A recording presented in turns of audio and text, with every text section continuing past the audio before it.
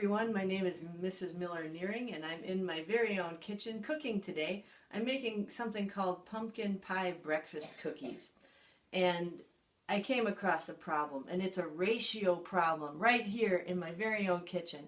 And I figured all you sixth graders out there who are learning about ratios, you might wonder, well, when do you really use this stuff? Well, I'm showing you right now we use it every day, especially when you're cooking. So here's the problem.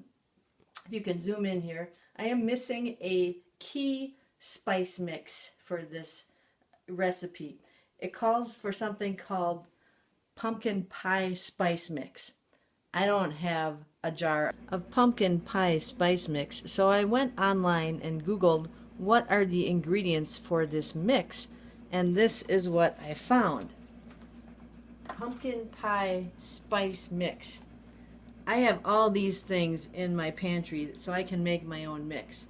It calls for cinnamon, ginger, nutmeg, and cloves. And these are the ingredients. But the problem is they want you to make a big batch of this stuff and then save it in a jar for later. Well, I don't need to save it in a jar for later. I just need 1 teaspoon of the mix. So how am I going to take this big amount of spice mix and whittle it down to just a small teaspoon? So let's look at the ingredients and the quantities carefully here. We have 3 tablespoons of cinnamon, 2 teaspoons of ginger, 2 teaspoons of nutmeg, and 1.5 teaspoons of cloves. So I want to ask myself, what's the ratio here of these spices? What do I need the most of? Well, first of all, we're dealing with 2 different amounts. We've got a tablespoon and a teaspoon. So I have to figure out how many teaspoons are in a tablespoon. So you just Google that and you find that there are 3 teaspoons in 1 tablespoon. So we've got 3 teaspoons is equal to 1 tablespoon. How many tablespoons do I have here? I have 3. Right. Okay, so I'm going to multiply 3 times 3 equals 9, right?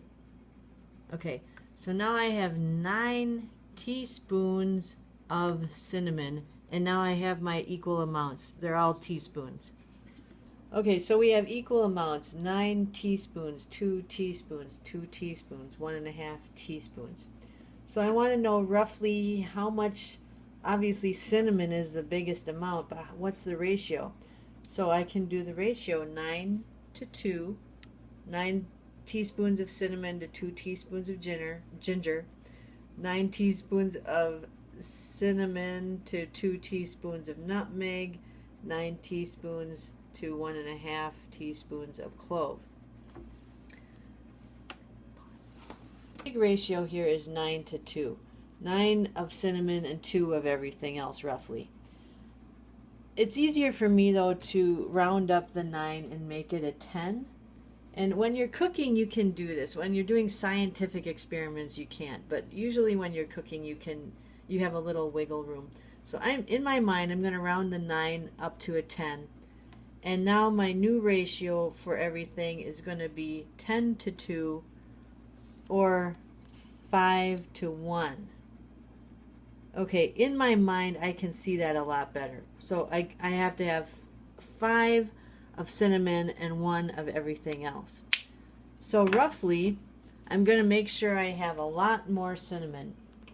I'm going to have almost a full teaspoon of cinnamon, or almost a full teaspoon of cinnamon, and then just a pinch of everything else.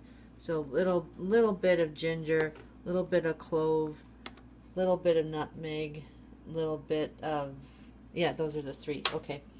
So I mix that all together. That's my pumpkin pie spice mix.